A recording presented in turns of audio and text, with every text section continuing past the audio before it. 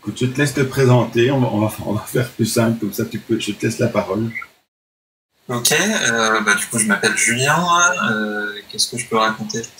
Je fais du référencement depuis pas mal d'années. En fait, je me suis mis à créer des sites web quand j'étais très jeune, et puis je suis assez naturellement venu à m'intéresser au référencement parce que quand on met des sites web en ligne, on a envie qu'il y ait des gens qui tombent dessus et c'est quand même le moyen le plus simple et le moins onéreux, on va dire, pour attirer des visiteurs sur son site. Donc je me suis assez jeune intéressé aux techniques de SEO, mais sans forcément savoir ce que je faisais. Et puis j'ai traîné comme ça sur des forums, des salons IRC, etc. Ouais. Et puis au départ c'était juste un hobby comme ça. Il se trouve que j'ai fait des études d'informatique et de gestion de projet. Et à la fin de mes études, en fait, j'ai fait un stage de fin d'études dans une agence parisienne qui s'appelle Réseaunéo, qui est du coup spécialisée sur le référencement naturel et AdWords. Et puis, chez Réseaunéo, j'ai passé un peu moins de 3 ans là-bas. Donc voilà, ça veut dire que... Quand tu faisais du référencement avant, c'était... tu avais commencé par quelle casquette? Genre des outils pour faire du netlinking ou quels étaient les premiers rangs? C'était vraiment très manuel, on va dire. Moi, je créais des sites pour m'amuser. Je créais quelques liens. Je faisais des échanges de liens, des partenariats avec d'autres sites des mêmes thématiques et puis aussi avec un petit réseau d'amis avec qui on a monté pas mal de projets, mais du coup sans forcément chercher à aller beaucoup plus loin. L'idée pour nous c'était éventuellement de viser quelques mots-clés un peu gros, on va dire, mais c'était surtout de s'amuser et puis de pas trop se prendre la tête. Et c'était le cas en fait pendant toute la durée de mes études. Du coup, quand je suis arrivé dans une agence de référencement et que j'ai découvert le monde du conseil, on va dire, c'était un petit peu une autre approche, mais qui m'a tout de suite bien plu. Le fait de trouver les forces et les faiblesses, on va dire, d'un site qu'on connaît pas forcément, d'une marque, etc. Et puis d'aider les gens à aller plus loin. Ouais. C'est quelque chose qui m'a bien botté et c'est pour ça que ça fait bientôt 8 ans, 8 ans même maintenant que je fais ce métier-là. Donc, et quand tu étais en agence, c'était le même genre de travail ou bien tu as découvert d'autres facettes? Alors, chez Réseaunéo, j'avais une approche très transverse, on va dire, du métier, c'est-à-dire que je faisais à la fois des recommandations techniques, du netlinking, éventuellement un peu de contenu, j'ai même fait un peu de rédaction là-bas. Donc vraiment un peu touche à tout et pas forcément centré sur un aspect du métier. L'idée c'était qu'un consultant chez Réseaunéo puisse accompagner Ensemble des problématiques, oui. Pardon? Que tu puisses accompagner un client sur un ensemble de problématiques plutôt que d'être juste spécialisé sur... Voilà, exactement, sachant qu'en parallèle, à l'époque, on était une bonne quinzaine, je dirais, en SEO, donc on avait aussi des référents sur tel ou tel aspect, que ce soit sur le netlinking, sur la technique, etc. Si on avait des problématiques un peu poussées, on pouvait aller discuter avec nos collègues là-dessus et ça nous permettait d'aller un peu plus loin. Et du coup, ça m'a permis d'avoir une vision assez large de tout un éventail de possibilités. Et puis, il se trouve que après un peu moins de 3 ans, j'avais un petit peu fait le tour de la boîte, on va dire, et j'avais envie de faire autre chose. Et tu travaillais pour quel genre de site? C'était quel genre de profil de site? Des grandes entreprises, des PME, il y avait un peu de tout? Plutôt des grands comptes, ouais. Des grands comptes, un peu de site e-commerce. Pardon. Site e-commerce, pas mal de sites dans le voyage également. C'était une spécialités de l'agence à l'époque. Je ne sais pas si ça l'est encore aujourd'hui. Et puis ouais, surtout des grands comptes. Voilà. Et en fait, c'est un peu un fil rouge dans ma carrière, entre guillemets, c'est-à-dire que j'ai assez peu travaillé pour des petites marques et des petits projets. Ça n'a fait que s'amplifier finalement avec le temps. Parce que mon expérience suivante m'a fait me spécialiser vraiment sur les gros volumes et les aspects très techniques du métier. En gros, je me suis retrouvé en étant le premier salarié d'une petite agence que j'ai rejoint juste après Resoneo, qui maintenant s'appelle Clustar, toujours basée à Paris. Je me suis retrouvé à bosser d'abord sur un site qui faisait plusieurs dizaines de millions de pages, présent dans à peu près 70 pays dans le monde, etc. Donc vraiment un énorme volume de pages.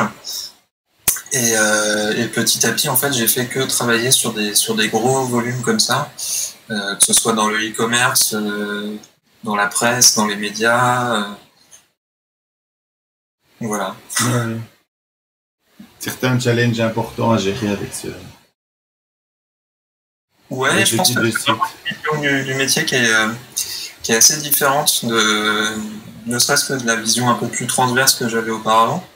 C'est-à-dire qu'on se concentre vraiment sur qu'est-ce qui marche et qu'est-ce qui va rapporter le plus de progression finalement avec un minimum d'effort. On est vraiment dans un mode héroïste, on va dire. Alors il y a des actions qui peuvent être très très faciles à mettre en place. Et puis par contre il y a d'autres problématiques qui sont un peu plus complexes à gérer parce que on peut pas forcément avoir autant de souplesse quand on gère des gros inventaires comme ça, alors que par rapport à ce qu'on peut faire sur des sites un peu plus petits. Oui, puis après il y a les équipes en interne, donc il faut transmettre l'info, faire des adaptations, etc. Donc ce sont aussi des process qui peuvent être assez longs. Ouais, ça m'a aussi frappé, notamment quand j'ai commencé à bosser donc vraiment en régie, donc chez l'annonceur, au contact des équipes pendant plusieurs jours par semaine, donc vraiment mêlé aux réunions, etc. Le côté à la fois transmission de pourquoi on veut faire telle ou telle chose, et puis un peu négociation politique en interne pour réussir à faire passer son projet avant celui d'un autre service. C'est vrai que c'est quelque chose que j'ai découvert finalement, que j'appréhendais pas forcément autant avant d'arriver en régie comme ça chez les clients. Ok, ouais, très bien. Et alors comment est-ce que tu es arrivé sur l'analyse des logs? Est-ce que c'est quelque chose qui est... Alors l'analyse de log, moi le premier contact que j'ai avec ça, c'est chez Resoneo justement, parce que on avait à l'époque un de mes collègues qui nous sensibilisait à ces problématiques-là, nous formait un petit peu, et du coup j'ai eu l'occasion sur un de mes clients de l'époque de mettre ça en pratique,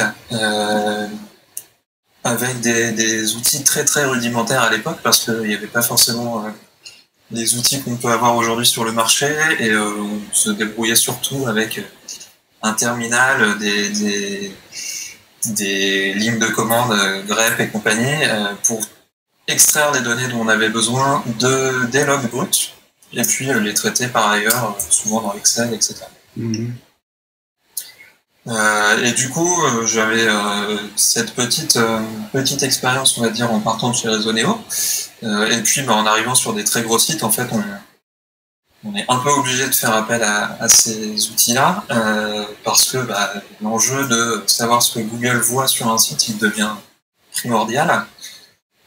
Et du coup, c'est comme ça que je me suis retrouvé à vraiment creuser la question, et puis passer pas mal de temps à faire ça, jusqu'au point où finalement j'ai commencé par former un peu mes collègues qui arrivaient dans la boîte chez Clustar sur le sujet, et puis au moment où, alors peut-être que certains connaissent Jean-Benoît Moins, oui, qui à l'époque, faisait des formations justement sur l'analyse de log en France. Et en fait, Jean-Benoît est parti faire son tour du monde, et du coup, on s'est un peu mis d'accord, et c'est moi qui ai pris le relais de ces formations à l'époque, donc je sais plus depuis combien de temps exactement, mais ça fait déjà quelques années que du coup je fais des formations en moyenne 2 fois par an sur ce sujet-là, et sur le crawl également, parce que c'est 2 sujets qui vont vraiment beaucoup ensemble. L'idée, c'est de pouvoir montrer aux gens à quoi ça sert, qu'est-ce qu'on peut faire comme analyse, et puis également de les pousser un petit peu vers plus d'analyse de données finalement au sens large, et pas forcément seulement centré sur des données SEO. Mmh. Et donc tu as développé tes propres outils, ou comment est-ce que tu as progressé sur ce domaine-là? Comment est-ce que tu es passé des requêtes à la console à des outils plus avancés? Ok, en fait, ouais, j'ai commencé à développer mes propres outils parce que effectivement, la console, ça marche très très bien, mais quand on commence à taper des gros volumes, ça prend vraiment beaucoup de temps, et c'est pas forcément l'outil le plus adapté. Oui. Et c'est pas non plus très adapté à l'utilisation en mode monitoring, on va dire, des logs, c'est-à-dire vraiment la surveillance au quotidien de qu'est-ce qui se passe sur un site. Et du coup, je me suis mis à creuser cette question-là, et à profiter également de solutions de plus en plus évoluées qui apparaissaient à l'époque. Je me suis notamment beaucoup intéressé à une époque à la stack Elastic. Oui. Parce que Elasticsearch, couplé à Logstash et Kibana, ça permet en quelques minutes, on va dire, de configurer rapidement quelque chose qui va nous permettre de ingurgiter des gros volumes de données de log, et puis les visualiser assez facilement également. Alors c'est pas aussi simple que ça en pratique, mais disons qu'en creusant un petit peu la question, on arrive assez rapidement à faire des choses. Et puis surtout à l'époque où moi je me suis intéressé à ça, les outils comme Botify ou OneCrawl, pour ne parler que des 2 plus connus, ils existaient à peine, ils n'étaient pas forcément très rodés, on va dire, et puis les clients avec lesquels je bossais n'étaient pas forcément très sensibilisés forcément à la nécessité de prendre du budget pour ces outils-là. Mmh. Aujourd'hui, alors j'ai toujours mes outils perso qui fonctionnent plus du tout avec Elasticsearch, mais que j'utilise surtout pour des audits. Mais cela dit, la plupart des sites sur lesquels je bosse, ils sont déjà outillés, que ce soit avec Botify ou OneCrawl. Mais ils ont déjà leur solution d'analyse de log, donc la donne elle est un petit peu différente pour moi maintenant. Ok. Je propose que tu commences la présentation que tu voulais nous partager. Oui, alors j'ai préparé quelques slides, et effectivement. Alors l'idée c'était surtout d'avoir un petit support. Bon, alors ça j'en ai déjà parlé. Je vais juste revenir en arrière parce que y a un truc que j'ai pas précisé.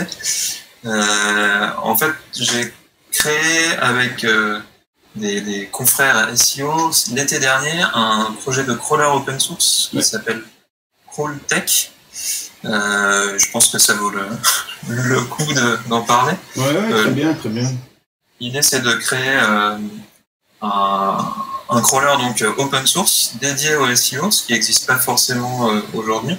Alors pas forcément quelque chose qui cherche à la fois à toucher un public très large ou à concurrencer les outils payants qui existent déjà sur le marché, mais plutôt à s'adresser aux gens qui, comme moi par exemple, bidouillent un peu, notamment en Python, et ont envie de comprendre un peu plus comment ça fonctionne un crawler, et qu'est-ce qu'on peut imaginer finalement comme fonctionnalité qui n'existe pas toujours sur les outils qu'on a à notre disposition. On fera une soirée où tu le présenteras, tu viendras le présenter. Ah pourquoi pas, ouais. Oui, on trouvera une petite date pour... il va falloir que je bosse un peu dessus alors avant. Non, mais c'est au moins présenter l'état des choses et montrer comment ça fonctionne. Il y a plein de choses à dire avec ce qui est déjà là, pas de... Ouais, ouais, bah écoute, on en reparlera. Ouais, c'est vrai.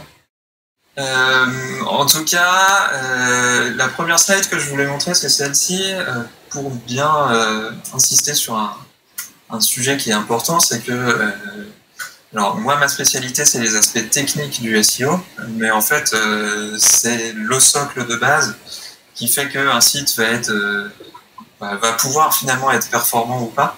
On a beau avoir un super contenu et ou des liens depuis les meilleurs sites du web, si notre site il n'est pas crawlable par des moteurs de recherche, pardon, bah, c'est un coup d'épée dans l'eau et ça ne sert pas à grand chose tout ce qu'on se fait. Donc moi, c'est quelque chose sur lequel j'insiste beaucoup, le fait que il faut d'abord s'intéresser aux aspects techniques. Alors évidemment, il ne faut pas non plus ne penser qu'à ça, mais si les bases de la technique sont pas respectées, ouais, on peut pas toujours tout à fait. Et puis une autre info assez marrante, c'est que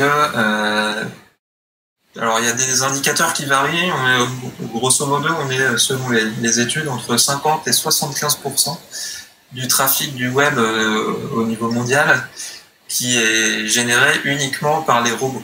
Alors quand on parle de robots, c'est pas forcément que les robots des moteurs de recherche, ça peut être ne serait-ce que un SEO qui crawl le site d'un de ses clients ou un de ses propres sites, c'est un robot.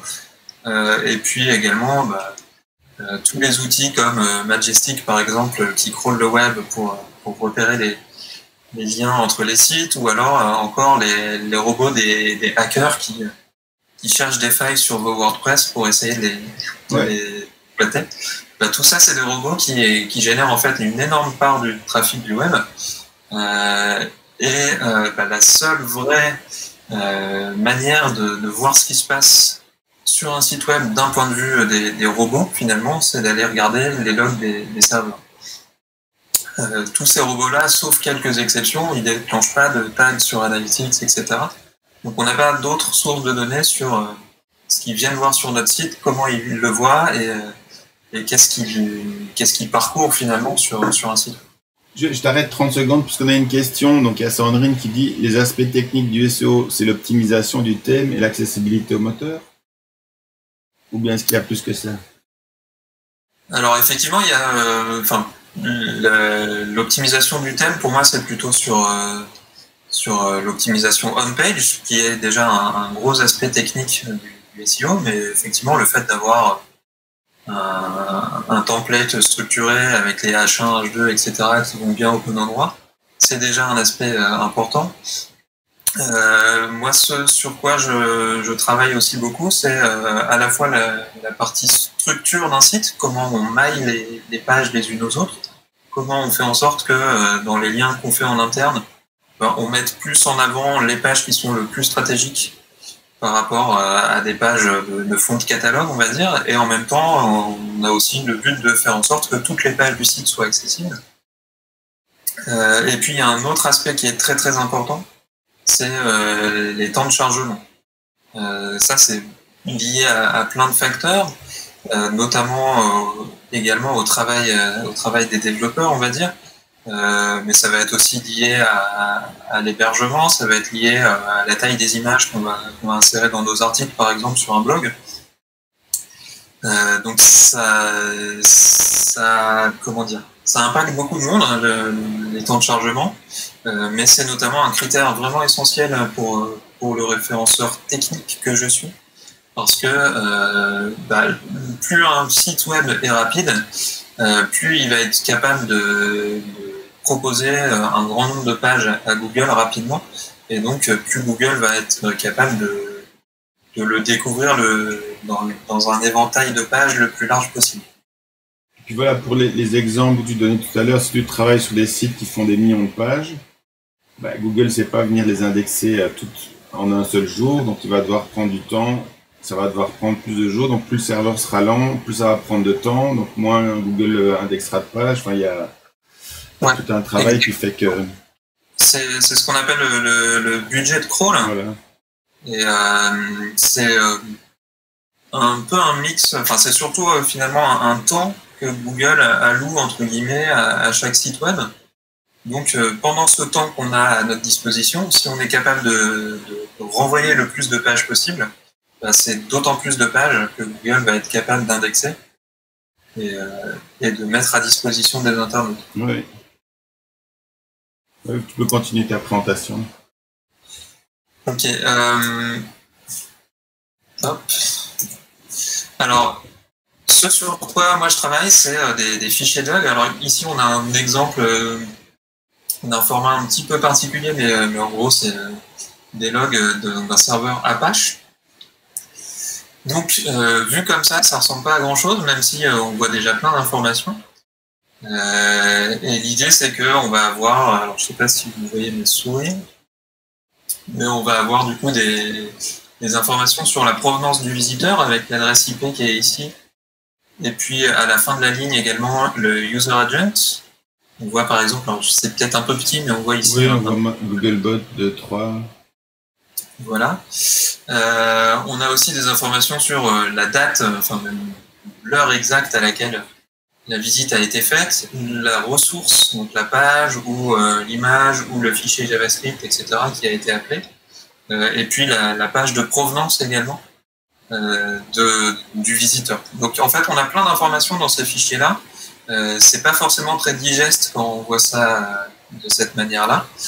Mais par contre, aujourd'hui, on a des outils qui nous permettent de pas forcément avoir besoin d'aller plus ou moins manuellement manipuler ces fichiers-là. On peut envoyer ça à des fournisseurs de données, on va dire, qui vont traiter toutes ces données-là pour nous et puis nous renvoyer des rapports qui vont mieux. Par contre, ce sur quoi il faut être attentif, c'est à la fois l'endroit où on va trouver ces logs-là. Donc, si vous gérez pas vous-même l'hébergement, le plus simple, c'est de demander à votre développeur ou à votre hébergeur qui vous fournissent vos fichiers de log. Sachant que pour parler par exemple d'un hébergeur un peu connu comme OVH, vous pouvez accéder à vos logs si vous avez un serveur mutualisé directement dans l'interface l'espace client d'OVH. Voilà, et je voulais dire un autre truc, je sais plus ce que c'était, mais je sais pas si tu as pour meubler des questions peut-être, François. Non, mais je sais pas, j'attends de voir les prochains écrans que tu vas montrer, mais non, là j'ai pas de questions comme ça directement. Ok, très bien, et ben, on va continuer. Une fois qu'on a récupéré les erreurs, en fait, moi, la première étape que je réalise, c'est d'analyser finalement les codes réponses qui sont envoyés par le serveur pour détecter les pages qui envoient des erreurs. Typiquement, ce que je vais avant tout chercher, c'est le nombre et l'origine des erreurs 500. Donc ça peut être 501, enfin 500, 501, 502, 503, etc.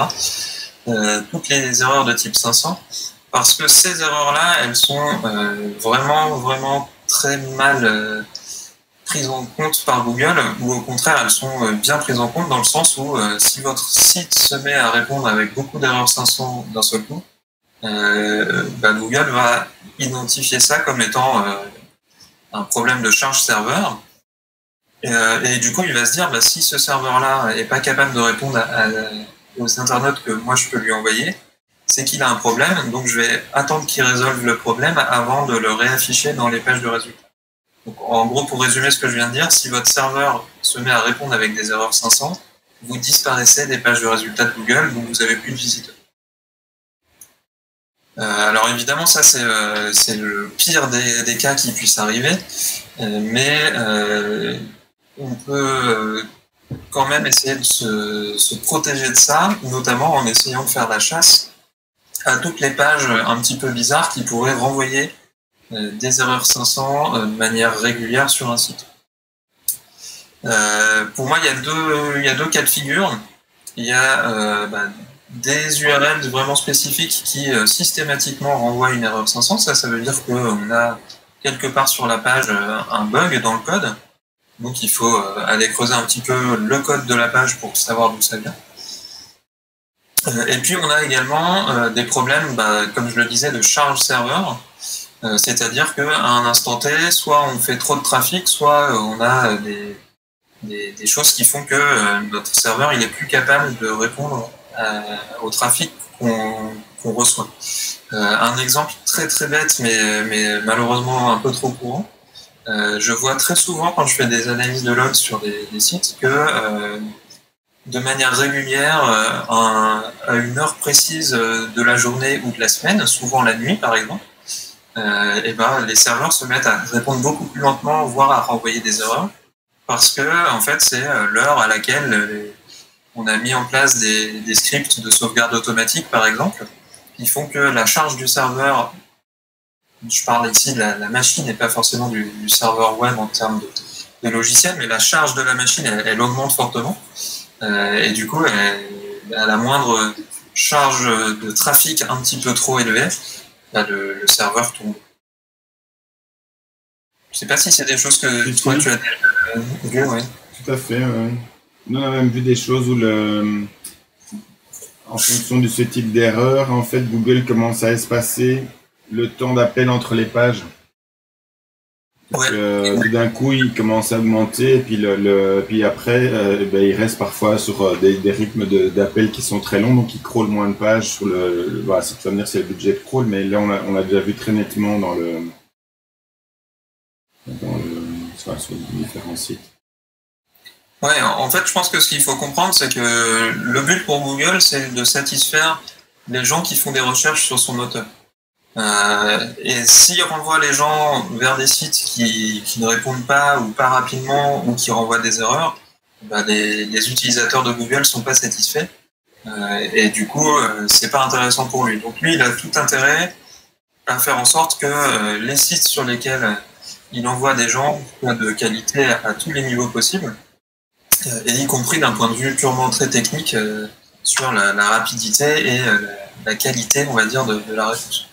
Donc ce qui se passe quand on commence à renvoyer des erreurs 500, c'est que il fait en sorte que on ait le temps finalement de sortir la tête de l'eau, j'ai envie de dire, pour pouvoir répondre correctement par la suite.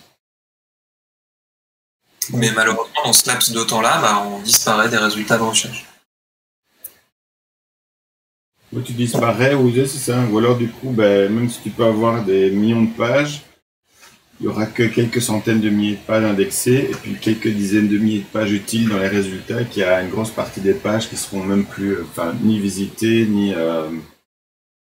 c'est un gros boulot après pour s'arranger, pour qu'ils commencent à revisiter plein de pages et puis qu'on fasse remonter tout ça dans le classement.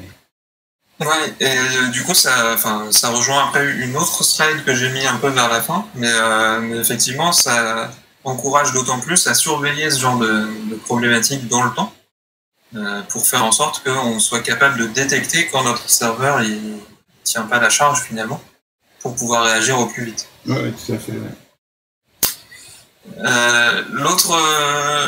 L'autre cas d'erreur qui est important, c'est les erreurs 400, donc typiquement c'est les 404. Parce que là encore c'est pas un signe de qualité, et il faut essayer de faire en sorte qu'on en ait le moins possible, notamment parce que la plupart du temps quand Google trouve des 404 par exemple, ça vient de liens internes qui sont erronés. Donc ça veut dire qu'on a probablement du nettoyage à faire dans les liens qu'on fait entre nos pages, dans nos articles, etc., pour faire en sorte de pointer au bon endroit et pas vers des pages qui auraient déménagé, par exemple. Il y a Nicolas qui pose une question qui dit: est-ce qu'un CDN peut limiter la casse ou la surcharge d'un serveur? C'est typiquement fait pour ça, en tout cas, entre autres. Le fait effectivement d'utiliser un CDN, ça va à la fois permettre de répondre plus rapidement parce que les serveurs des CDN essaie d'être au plus proche finalement des internautes auxquels ils s'adressent. C'est-à-dire que si vous avez un site qui travaille à l'international, vous allez pouvoir répondre avec des serveurs en France à un client français et d'autres serveurs qui sont aux États-Unis à un client américain. Et l'autre point, effectivement, c'est aussi que ça allège finalement la charge pour vos propres serveurs à vous, dans le sens où ils ont beaucoup moins de trafic à gérer. Eux, ce qu'ils vont gérer, c'est le trafic entre eux-mêmes et puis le CDN, qui lui va absorber finalement la majorité du trafic. Ce qui se passe en réalité, c'est que souvent on utilise des CDN pour les ressources qu'on appelle statiques, donc les images, les fichiers CSS, JavaScript, etc. Mais rien que ça, c'est déjà beaucoup moins de requêtes à gérer pour un serveur. Si je reviens en arrière, alors c'est tout petit, mais si on regarde un petit peu ici dans les ressources qui sont demandées, en fait, vous allez voir qu'il y a énormément de JavaScript par exemple. Donc là, sur ce site-là, que j'ai un petit peu maquillé, mais sur ce site-là, si à la place d'avoir un seul serveur, on utilisait un CDN, ça veut dire que probablement que tous ces fichiers JavaScript qui sont appelés régulièrement, ils n'auraient pas besoin d'être gérés par notre serveur qui pourrait du coup gérer un trafic beaucoup plus élevé.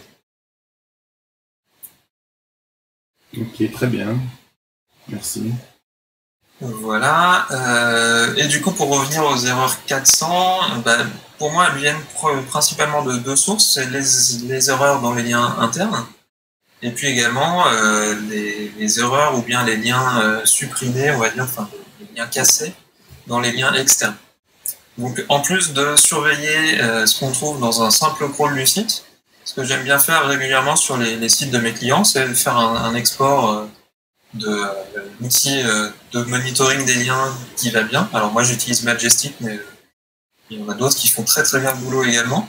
Donc je fais un export de cette web-là, je regarde toutes les pages de destination des liens externes, et puis je vais regarder combien ne répondent pas en 200 finalement, et essayer finalement de corriger les liens. Donc soit en essayant de contacter les sites qui me font des liens pour leur dire ma page elle a déménagé, il faut corriger votre lien pour pointer à tel endroit. Ça marche pas toujours très bien. Et puis sinon, le plus simple, c'est si on a des pages qui reçoivent, enfin des URL qui reçoivent des liens, mais qui répondent en 404, par exemple, on va les rediriger vers une autre page avec une 301.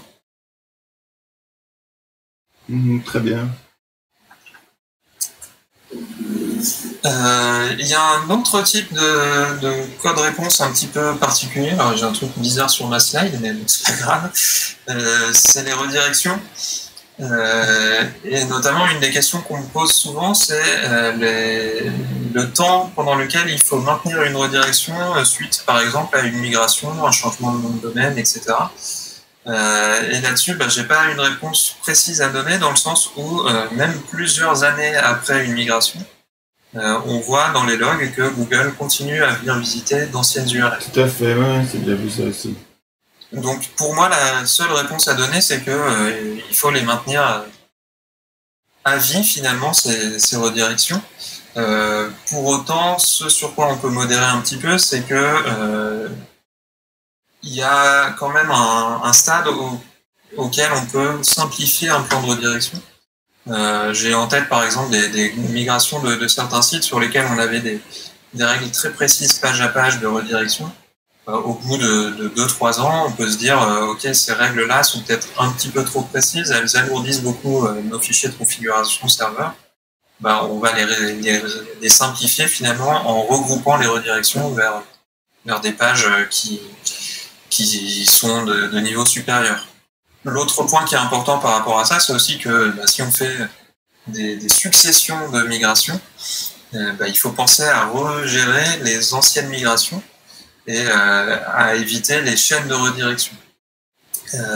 Typiquement, une redirection 301, d'un point de vue purement temps de chargement, ça peut être jusqu'à 500 millisecondes de temps de chargement en plus. Donc si vous avez des chaînes de redirection comme ça, ça alourdit vraiment le temps que votre visiteur va ressentir quand il va venir visiter votre site. Et d'un point de vue purement crawl, les problèmes des 301, c'est que Google il va pas les suivre directement. Et Google, s'il rencontre une URL qui répond en 301, il se dit ok, très bien, je rajoute la cible de cette redirection dans ma liste de pages à crawler pour ce site-là. Mais par contre, ce n'est pas forcément cette page cible de la redirection que je vais crawler dans l'immédiat. Ce qui veut dire que si vous redirigez des pages importantes de votre site, vous allez probablement ralentir leur taux de crawl au fil du temps. Et tu as déjà calculé le nombre d'enchaînements de redirection? Ouais, c'est exactement ce que je voulais dire. L'autre point par rapport à Google, c'est que Google, il va pas suivre une infinité de redirections successives. En général, il va s'arrêter à 5 voire 6 redirections. Et si vous en avez plus, il n'ira jamais voir la cible finale de la redirection. Okay. Par rapport au 301, l'autre point important, c'est que il faut faire attention quand on voit. Alors, d'habitude, je mets des petits effets d'animation sur cette slide-là parce que ça fait un peu plus de théâtre, on va dire. Mais quand on voit dans Search Console des augmentations de crawl comme celle-ci, par exemple, il ne faut pas forcément croire que tout se passe comme sur des roulettes, parce que souvent, c'est lié à des fausses augmentations. Ici, typiquement, sur ce site-là, alors c'est un petit peu ancien, hein, la capture date de 2014, mais en fait, ce qui se passait, c'est qu'on a fait justement une migration. Et ce qu'on pensait être une augmentation du crawl, finalement, c'était surtout une augmentation du crawl des URL en 301. Parce que Google a beaucoup parcouru les anciennes URL qui étaient redirigées. Mais du coup, si on regarde le graphe qui est en dessous, ce qu'on remarque, c'est que finalement, le crawl sur les pages, ici en violet, qui en fait étaient les vraies pages qui répondaient en 200, oui. Le crawl sur les pages en 200, lui, est réduit. Et c'est ce qui est typique d'une migration sur laquelle vous avez souvent pendant une période de 1 à 3 mois une baisse de visibilité dans les résultats. C'est exactement pour ça finalement. En gros, vos anciennes URL, elles répondent en 301. Google les reparcourt pas forcément tout de suite, mais du coup, il parcourt quand même beaucoup de 301 sur votre site, et il passe beaucoup moins de temps à parcourir les vraies pages de votre site. Et puis petit à petit, ça finit par se résorber un petit peu, et il commence à recrawler pour de vrai les vraies pages du site. Mm-hmm. Donc faites attention à ce que vous dites Search Console finalement sur le volume de crawl de Google. Et ça avait eu un impact important sur le trafic alors cet exemple-là? Alors je pourrais plus te dire exactement parce que on remonte un petit peu, mais globalement sur ce site de mémoire on a eu une légère baisse de trafic pendant quelques semaines, mais qui est revenu à la normale assez vite. Et ensuite, on a eu d'autres problèmes, mais que j'aborderai pas ici. La slide suivante, c'est la deuxième finalement grosse analyse que je fais quand je fais une analyse de crawl pour un audit. C'est le volume de pages. Alors ici, on a un diagramme de Venn assez typique sur lequel on a énormément d'URL dans les logs, alors qu'on en trouve beaucoup moins dans le crawl ou dans Analytics. Et en fait, ça, c'est vraiment un cas très courant, c'est que on a des pages que Google connaît, mais qui ne font pas vraiment partie du site. C'est vraiment très très courant sur des sites sur lesquels je bosse qui sont pas forcément très matures, on va dire, en SEO. Et en fait, ça vient notamment du fait qu'on a parfois des paramètres d'URL qui sont pas très bien gérés, et que du coup Google va se mettre à beaucoup crawler des pages avec des paramètres alors qu'elles devraient être canonisées vers une page sans paramètres, par exemple. Ça peut venir également d'anciennes versions du site qui n'ont pas été très bien migrées, qui peuvent ne pas être redirigées, etc. Ça peut venir de plein de choses. Ça peut venir de... Qu'est-ce que j'avais en tête? Je ne sais plus. De versions de pré-prod, par exemple, ou de tests, etc., qui sont indexés et qui ne devraient pas l'être. Mais du coup, le fait de comparer les volumes de pages qu'on a entre ce qu'on voit quand on crawl le site et ce que Google voit quand lui le crawl, ça permet de mettre souvent le doigt sur des problèmes qu'on n'aurait pas forcément vus par ailleurs. Pour moi, c'est un des vrais gros avantages de l'analyse de log et quelle que soit la taille de votre site finalement, c'est que vous allez vous rendre compte de ce que voit Google pour de vrai, et pas seulement de ce que vous pensez voir quand vous lancez un crawl avec un Screaming Frog par exemple.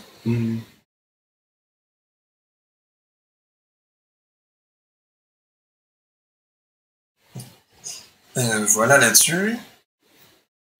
Je sais plus si j'avais grand chose d'autre à dire, mais du coup on va avancer. C'est très bien, oui.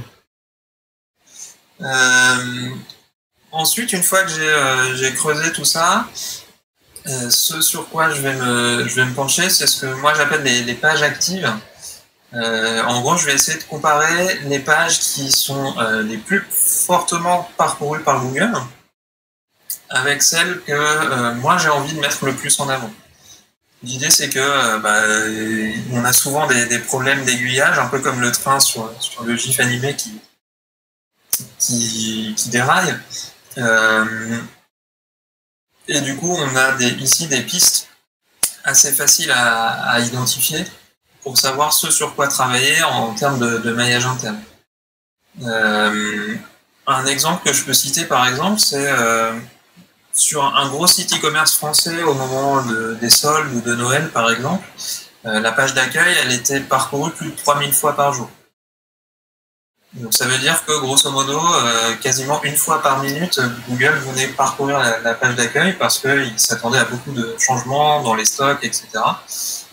Et sur des périodes critiques comme ça, cette page-là était vraiment stratégique. Mais ça veut dire également qu'il fallait faire énormément attention à la fois à ce qu'on modifiait ou pas sur la page en temps réel pendant la journée, et également aux pages vers lesquelles on créait des liens. Un autre exemple un petit peu inverse, c'est que souvent quand on fait ce genre d'analyse, on va tomber sur des pages qui n'ont aucun intérêt business, que ce soit des pages de contact, de mentions légales, etc. C'est pas forcément ces pages-là que vous voulez que Google parcourt le plus rapidement et le plus souvent. C'est plutôt des pages qui vont créer des conversions sur votre site. Et après, quel que soit le but finalement des conversions, mais sur un site e-commerce, typiquement, on va vouloir que Google passe son temps sur nos produits, sur nos catégories, plus que sur des pages de blabla à côté. C'est souvent des problèmes de maillage interne, ça, alors. Exactement. Et du coup, c'est là où est l'outil finalement pour essayer de corriger ces tirs-là, c'est de manipuler le maillage interne. Alors là-dessus, il n'y a pas de recette miracle. Pour moi, il faut avant tout faire attention à la manière dont on gère les éléments de navigation, que ce soit les menus, le fil d'Ariane, et tout ce genre de choses-là. Rien qu'en travaillant finalement sur ces aspects-là, on arrive déjà à bien manipuler le maillage. Il faut réfléchir finalement à qu'est-ce qu'on met à quel endroit et est-ce que c'est vraiment pertinent. Et puis après, pour aller plus loin, on peut imaginer plein de fonctionnalités sur un site pour rajouter des liens de manière plus ou moins élégante pour booster les pages qui sont importantes. Je vous montrerai peut-être des exemples par la suite. Et puis le pendant de cet aspect page active, finalement, c'est aussi de savoir faire le tri dans notre inventaire. Moi, quand je travaille sur des très très gros sites, souvent en fait on a des parties du site qui sont un petit peu à l'abandon, dont personne s'occupe vraiment, qui sont en cet état depuis des années, et parfois personne ne sait exactement qui les a créées, à quoi elles servent, qui les gère, et qui connaît la base de données qui les gère, par exemple. Et en fait, souvent, c'est des projets qui sont complètement à l'abandon et qui servent à rien, qui ne génèrent aucun trafic, aucune conversion, etc., mais qui monopolisent toujours du crawl de la part des moteurs de recherche. Et du coup, la question que je pose à mes clients dans ces cas-là, c'est qu'est-ce que vous comptez faire? Est-ce que vous comptez passer du temps sur cette partie du site, lui redonner vie finalement, la redynamiser, et auquel cas, ok, très bien, faisons ça, mais mettons-y les moyens. Si on n'a pas les moyens de le faire, eh bien, solution la plus simple la plupart du temps, c'est tout simplement de supprimer cette partie-là du site pour alléger finalement le volume de pages que Google doit connaître sur notre site.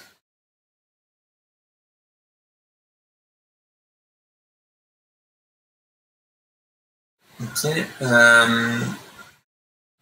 Un petit exemple également d'analyse qui est assez typique et assez simple à faire, c'est le taux de crawl par profondeur sur le site. Donc, ce qu'on entend par profondeur, c'est le nombre de clics qu'il faut depuis la page d'accueil pour atteindre une page.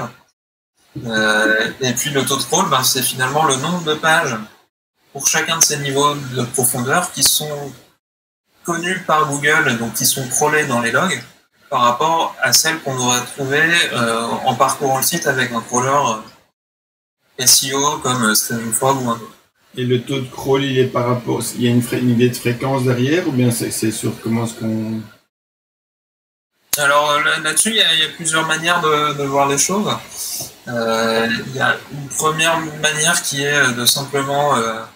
c'est surtout ce que je fais quand je travaille sur des audits, donc des analyses à l'instant T, qui est en gros de dédoublonner tout l'ensemble des pages pour simplement savoir si une page a été crawlée sur une période de un mois ou plus, par exemple. Ouais, ok. C'est typiquement le genre d'analyse qu'on a ici. Et après, effectivement, tu as la notion de fréquence. Alors, je sais pas si j'ai prévu une slide là-dessus. Je crois pas. Non, c'est pas grave, c'est comme ça, c'est juste pour aider à clarifier mais du coup, la fréquence, je vais essayer de me rappeler de faire un aparté là-dessus. Pour revenir à la profondeur, en fait, ce graphe-là, ce qui illustre, c'est tout simplement que plus votre page elle est profonde dans le site, moins elle a de chances d'être parcourue par Google. Et il y a un vrai effet mécanique entre le crawl de Google et le fait qu'une page se positionne dans les résultats et finisse par attirer des visiteurs. L'idée, c'est que il faut... de la même manière que quand on crawl un site, on va inciter nos clients à faire en sorte de rapprocher le plus possible de la page d'accueil un maximum de pages, en faisant en sorte que au niveau 1 et 2, par exemple, on ait les pages les plus importantes du site, parce que on va maximiser finalement leur visibilité potentielle grâce à ça. Mais toi, alors, on fait que des sites à plat. Oui, après il faut rester raisonnable. Après les problèmes de maillage et tout ça. Mais... Voilà, il y a un premier aspect qui est que Google va pas forcément tenir compte de tous les liens si on dépasse un certain volume de liens sur une page. Donc on peut pas se contenter d'avoir une page d'accueil avec 2000 liens et s'imaginer que on aura du coup un premier niveau de profondeur avec 2000 pages, ça ne marchera pas. L'autre aspect, il est surtout l'utilisateur finalement. Les pages qui ont énormément de liens, elles sont souvent pas très bien prises en compte par les utilisateurs. On est plutôt aujourd'hui dans une logique où on va simplifier au maximum les interfaces, faire en sorte d'enfermer entre guillemets les internautes dans des entonnoirs, et du coup leur proposer certes des liens internes sur le site, mais dans un nombre quand même raisonnable, pour faire en sorte qu'ils ne s'éparpillent pas forcément énormément. Et en fait, cette logique-là, on peut avoir exactement la même par rapport au moteur de recherche. C'est un peu la logique de l'algorithme du PageRank et du surfeur aléatoire. C'est-à-dire que je cherche à faire en sorte que Google parcourt des pages sur mon site, mais pour autant, il faut aussi le centraliser finalement vers les pages les plus importantes. Donc si je me mets à lui proposer énormément de pages qui ne sont pas forcément reliées à ce que moi j'ai envie de lui montrer, c'est contre-productif au final, et ça va moins bien fonctionner qu'un petit nombre de liens bien spécifiques à ce que j'ai envie de viser.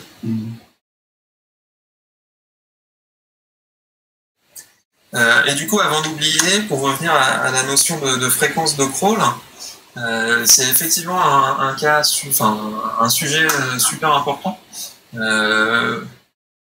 Pour illustrer ça, moi en ce moment je travaille beaucoup avec des sites que je vais appeler des médias, donc des sites avec beaucoup de contenu qui vendent pas forcément des choses, mais qui en tout cas ont une vraie problématique de structurer finalement leur catégorie pour faire en sorte que tout leur contenu soit accessible d'une part, et en même temps de maximiser la visibilité des nouveaux contenus. Mhm. Donc de faire en sorte que quand ils publient un nouveau contenu, il soit le plus vite possible indexé par Google. Et effectivement, dans ces cas-là, par exemple, la fréquence de crawl, c'est-à-dire le temps finalement qu'il faut à Google pour découvrir une page et puis son rythme de découverte de page sur un site, c'est quelque chose qui est super important. Un autre exemple dans le même genre de sujet, c'est un gros site e-commerce par exemple. Lui, il aura un enjeu un peu moins urgent, on va dire, à la découverte de ces nouveaux produits. Par contre, il faut un délai finalement à partir duquel le référenceur va se dire tiens, ce nouveau produit-là, il est toujours pas indexé. Là, il faut que je m'inquiète parce que y a un problème. Et finalement, mesurer cette fréquence de crawl et cette fenêtre qu'il faut à Google pour avoir entre guillemets fait le tour d'un site web, c'est un indicateur qui est super important au quotidien parce que c'est ce qui va vous permettre de vous dire ok, tout se passe bien. Google vient voir mes pages de manière régulière, ou alors tiens, cette partie-là du site, il y a un problème dessus, Google vient pas assez souvent dessus. Mhm. Et après, encore une fois, on va manipuler le maillage pour faire en sorte de recentrer un petit peu plus les robots là-dessus, ou alors on peut aussi travailler sur l'optimisation du contenu pour rendre nos pages plus pertinentes. Une illustration à ça, c'est je travaille souvent avec des sites qui ont des annuaires, par exemple, annuaires d'entreprise, annuaires d'école, par exemple, et du coup qui ont des pages où on va avoir des listes de villes, des listes de départements, etc. Et puis pour chaque ville, la liste, si je prends les écoles, la liste des écoles primaires, par exemple. Donc ça génère un nombre assez important de pages. Typiquement en France, on a 36 000 communes, donc on pourrait presque avoir 36 000 pages de villes avec dans chaque ville la liste des écoles, ce qui nous fait 36 000 pages sur lesquelles il faut mettre du contenu. Et évidemment, on n'a pas forcément les moyens de construire et de générer 36 000 textes à la main pour chacune de ces pages-là. Ce qui fait que mécaniquement, sur ce genre de section d'un site, Google il a tendance à assez peu passer de temps parce qu'il trouve les pages pas forcément très riches. Donc travailler finalement sur le contenu des pages, les rendre plus pertinentes, y rapporter plus d'informations, etc. Ça va encourager Google à plus les parcourir parce que il va finalement, c'est une image ce que je vais raconter, mais il va avoir l'impression de découvrir plus d'informations. L'autre élément par rapport à ça, c'est aussi qu'on peut booster finalement une partie d'un site en y apportant des liens externes. Je parlais tout à l'heure de PageRank. Le PageRank, il se gère pas uniquement en interne sur un site, mais aussi avec les apports qu'on va pouvoir avoir depuis l'extérieur. Mmh. Ouais. Donc tous ces éléments-là, que ce soit le maillage, le contenu ou bien les liens externes, c'est des éléments qu'il faut prendre en compte quand on gère finalement les aspects de structure d'un site pour booster les pages les plus stratégiques pour notre client.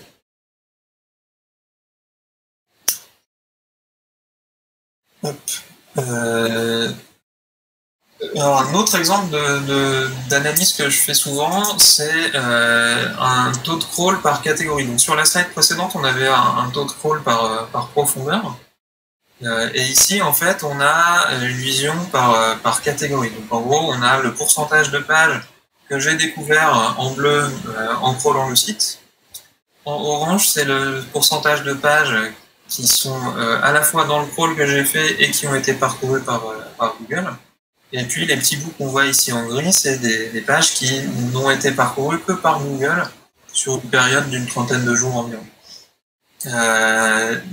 Alors je me suis trompé, en fait c'est les logs en bleu et le crawl en gris, mais bon peu importe, vous avez saisi l'idée. Oui. L'idée ici c'est de se rendre compte qu'on a certaines parties du site sur lesquelles on a vraiment des problèmes typiquement. Alors je me rappelle absolument pas de quel site il s'agit. Donc, je pourrais pas faire de mauvaise pub à quelqu'un, mais en tout cas, ici, on a un site e-commerce, a priori, sur lequel on a un peu plus de 80% des pages produits qui sont présentes uniquement dans les logs, donc dans le crawl de Google, et qu'on ne trouve pas quand on parcourt le site. Donc là, on a un très très gros problème, et il faut comprendre finalement d'où viennent ces pages que Google connaît et que nous, on ne trouve pas. Alors très très souvent dans ces cas-là, ce qui se passe, c'est qu'on a des paramètres en fait dans les URL qui vont être des paramètres de tracking, des paramètres de session, etc., qui génèrent des faux doublons entre ce que Google voit et ce que nous on trouve. Donc il faut se méfier de ce genre de choses-là. Mais une fois qu'on a dédoublonné ces types d'erreurs, on va dire, ça reste très très important d'avoir cette vision par catégorie ou par type de page pour savoir finalement quelle est l'efficacité de mes catégories les unes par rapport aux autres. Oui, tout à fait. Et puis, alors je crois que c'est la dernière slide que j'avais préparée, mais un autre aspect qui est très très très important par rapport au log, c'est l'aspect monitoring, c'est-à-dire le fait de surveiller les logs dans le temps et pas juste de faire un audit à un instant T, ce qui est déjà très bien, mais le fait de surveiller dans le temps, comme on le disait tout à l'heure par rapport au nombre d'erreurs type 500, etc., c'est quelque chose qui va nous informer sur la bonne santé d'un site. Alors j'aurais pu mettre une autre capture d'écran ici, mais par exemple, ce genre de monitoring-là, associé à des alertes automatiques qui vont bien, c'est ce qui m'a permis plusieurs fois de signaler à des clients que leur site était tombé, alors que personne s'en était rendu compte, et de faire en sorte du coup qu'en quelques heures on puisse résoudre le problème et minimiser la perte finalement de chiffre d'affaires. Si on n'avait pas eu d'outil d'analyse de log, il est probable qu'on aurait mis beaucoup plus de temps à se rendre compte qu'on avait une partie du site qui était dans. Et tu arrives à pouvoir extraire assez rapidement des listes d'URL. Donc si tu dis tiens, je voudrais toutes les URL sur cette barre-là, toutes les URL. Alors ici c'était justement un des outils internes dont on parlait au début que j'avais mis en place avec la stack Elastic. Donc je pouvais le faire, mais c'était pas forcément clé en main à l'époque. Aujourd'hui, sur des outils du marché comme OnCrawl par exemple, il suffit de cliquer à l'endroit qu'on veut sur le graphe, et puis on va avoir la liste des URL qui va s'afficher. C'est vraiment plutôt bien foutu à ce niveau-là. Voilà. En tout cas, surveiller comme ça le crawl au quotidien des bots, ça permet d'avoir une idée de comment notre site évolue. Est-ce que finalement les optimisations qu'on a mis en place, les changements qu'on a fait dans le maillage interne, etc., est-ce qu'ils ont effectivement les effets qu'on attendait? Est-ce que Google trouve des erreurs? Alors je parle de Google, mais c'est évidemment valable pour tous les autres moteurs de recherche et pour les internautes également. Et puis également de découvrir des changements de comportement des robots. Un exemple très récent, mais qui va parler à tout le monde, c'est en 2018 le passage à l'index Mobile First de Google. On pouvait le détecter en monitorant le user agent utilisé par Google. Et en fait, à partir du moment où Google crawlait plus avec un user agent mobile qu'avec un user agent desktop, c'est qu'on était passé à l'index Mobile First. Tu as fait des analyses par exemple, comparées pour voir combien de pourcentage il gardait l'ancien agent et le nouvel agent, ou bien est-ce qu'il... Alors souvent c'est assez drastique en fait. On est plutôt sur du 80-20, on va dire, et d'un seul coup, on passe à 20-80. Après, ça dépend aussi un peu des sites et de leurs audiences. Pour avoir fait cette analyse-là, typiquement sur un site dont une grosse partie du trafic provient de mobile et des réseaux sociaux, en fait, on était déjà sur des taux de crawl desktop plutôt faibles, aux alentours de un peu plus de 50%. Et en fait, d'un seul coup, on est passé à un peu plus de 80% de crawl mobile. Mais c'était déjà un peu plus petit comme variation par rapport à d'autres sites. Ok, je regarde ici. Ah, merci Wassim. Wassim remet des liens dans la discussion. Ron Crawl, Screaming Frog. Est-ce que vous avez encore des questions dans l'audience? Je crois qu'il y a un petit délai d'attente.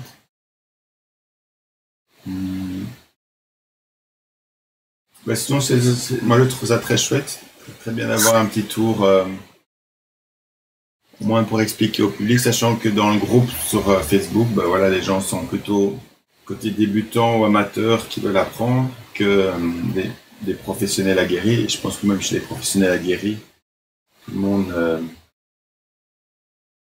ne travaille pas l'analyse de log comme ça de façon systématique. Ouais, bah après c'est un outil qui est de plus en plus accessible finalement, l'analyse de log, ce qui est, enfin moi je trouve est très bien, et notamment le fait qu'on ait aujourd'hui des outils de plus en plus perfectionnés et accessibles, c'est ce qui rend aussi ce sujet-là plus facile à tout le monde. Oui.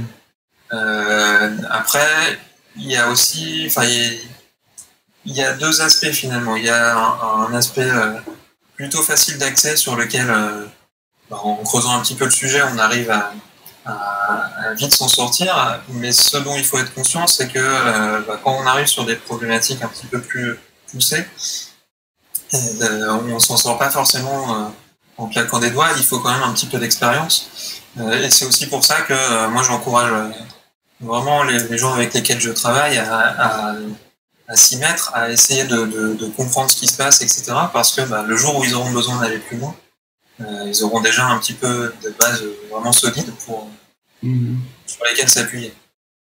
Je regarde ici, c'est les questions. Ah oui, Sandrine pose une question, mais en fait, les clients pour lesquels Julien travaille sont des grosses structures, des grands clients. Donc en général, les équipes techniques ou les gens qui développent les sites sont en interne. Donc Julien ne s'occupe pas de résoudre le problème. Voilà. Donc il fait les analyses, il donne les explications. Et en général, ce sont des équipes internes qui sont dédiées au développement du site, à la maintenance du serveur. Et ce sont ces personnes-là qui s'occupent de trouver les solutions, de corriger les problèmes. Ouais, en fait, moi, je vais effectivement essayer. Mon métier, c'est de trouver des problèmes et ensuite de proposer des solutions et d'essayer de faire en sorte qu'on trouve le meilleur compromis pour tout le monde. Souvent, je fais un peu l'intermédiaire entre le marketing, on va dire, d'un côté, et puis les développeurs pour faire en sorte de trouver quelque chose qui satisfasse tout le monde. Et puis, je me sers de mon expérience sur tout un tas de sites pour proposer des choses que j'ai déjà vues par ailleurs, typiquement. Voilà, et ce sur quoi je vais également accompagner mes clients, finalement, c'est dans la mise en place de la solution qu'on aura choisie. C'est-à-dire, moi, je vais effectivement pas développer, on va dire, les solutions. Par contre, je vais être capable d'aiguiller les développeurs sur les technos qu'ils peuvent utiliser pour faire telle ou telle chose. Et puis également, je vais être capable de regarder ce qu'ils ont fait et leur dire, OK, ça correspond à ce qu'on avait en tête au départ, ou bien tu as telle ou telle chose à revoir, et on fait quelques modifications avant de mettre en prod. Oui, tout à fait. Et ce qui se passe, c'est qu'il y a aussi les deux parties, pour reprendre répondre à Sandrine, c'est qu'il y a la partie d'audit qui va être l'analyse. On essaye d'explorer les choses qui vont bien et ce qui pourrait poser problème. Et puis après, tu as les processus de suivi dans le temps. Parce que maintenant, avec différents outils, on peut digérer les logs, si pas en temps réel, en tout cas de façon assez rapprochée dans le temps. Donc on peut aussi avoir les suivis. Donc ce que tu expliquais sur la fin, sur le dernier slide qu'on voit encore, donc d'avoir l'approche de monitoring pour détecter encore d'autres types de problèmes, ce que tu disais tout à l'heure, qui arrivent pendant la nuit pour des raisons X ou Y, ou bien va arriver pour un problème de saisonnalité ou d'un événement particulier. Ouais, tout à fait. En fait, par rapport à ça, il y a souvent, dans les structures un peu plus importantes, il y a souvent déjà un travail qui est fait par les administrateurs système sur le monitoring, mais pas du tout avec un aspect SEO. Mm-hmm.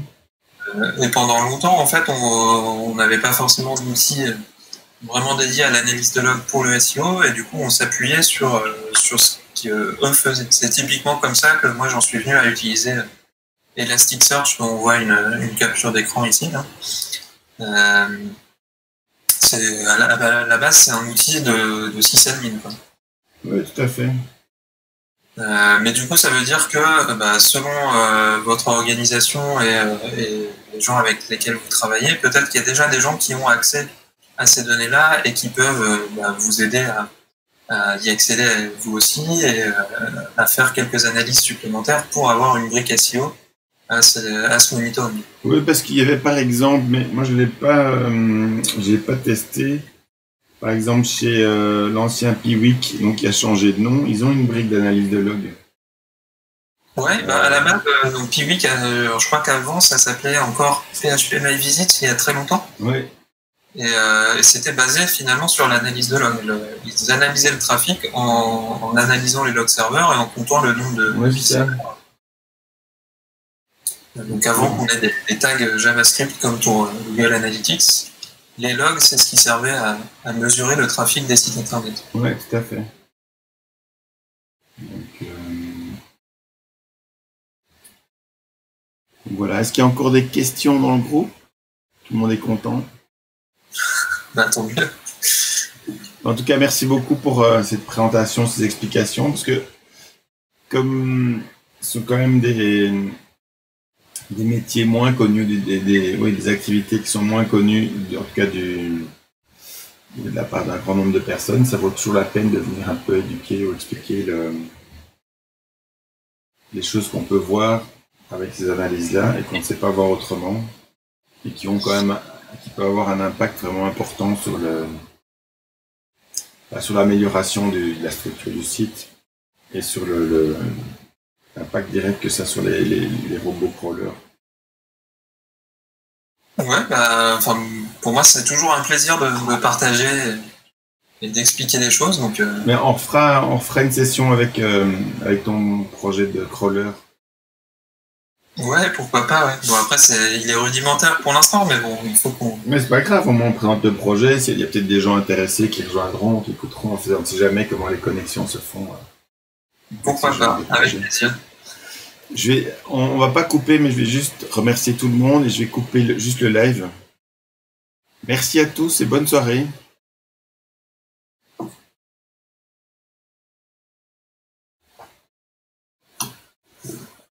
Voilà. Je vais couper le partage d'écran. Ouais, tu peux le couper. Attends, je vais juste regarder ici.